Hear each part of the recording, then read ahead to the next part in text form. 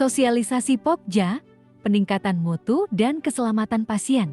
Peningkatan mutu dan keselamatan pasien itu adalah suatu program di suatu rumah sakit ataupun di suatu fasilitas layanan kesehatan yang memastikan jadi terstruktur PMKP ini. Jadi yang memastikan bahwa pasien akan mendapatkan layanan kesehatan yang aman, efektif, dan berstandar.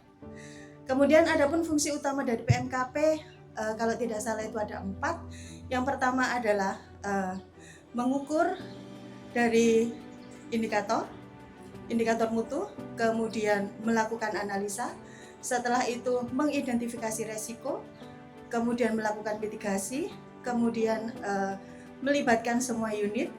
Jadi masing-masing unit akan membuat indikator mutu, mengumpulkan data indikator, kemudian menganalisanya dan melakukan evaluasi atau melakukan rencana perbaikan selanjutnya.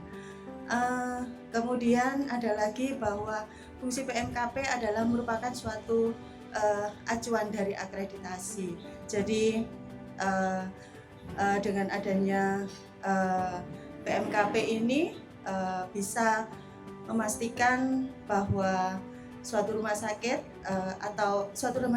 akan memastikan bahwa pasien akan mendapatkan keselamatan, istilahnya apa ya, keselamatan pasien itu akan lebih ditingkatkan dengan adanya fungsi PMKP. Tadi saya menyebutkan fungsi utama dari PMKP adalah untuk indikator mutunya, mengumpulkan indikator mutu.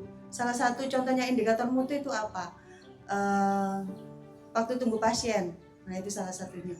Kemudian tadi ada untuk mengidentifikasi resiko, yaitu dengan jika ada kejadian menonjol maka akan dilakukan laporan insiden, begitu nih Pak Nyoto. Kemudian akan dilakukan mitigasi, misalnya seperti pencegahan resiko dari pasien yang jatuh. Kemudian setelah itu PMKP itu ada beberapa elemen kunci yang perlu diperhatikan di PMKP adalah yang pertama pengumpulan atau yang pertama adalah pembentukan daripada komite PMKP dan kemudian akan dilakukan pelatihan kepada staf PMKP juga. Itu adalah elemen kunci yang pertama di MKP, harus ada pembentukan komite PMKP. Kemudian yang kedua adalah pemilihan indikator itu harus yang relevan, kemudian yang valid dan bisa diukur secara teratur dan berkala. Jadi kalau pemilihan indikator itu tidak bisa diukur, berarti tidak valid, tidak bisa dipakai sebagai indikator. Kemudian elemen kunci yang ketiga bahwa pada PMKP selalu ada validasi data.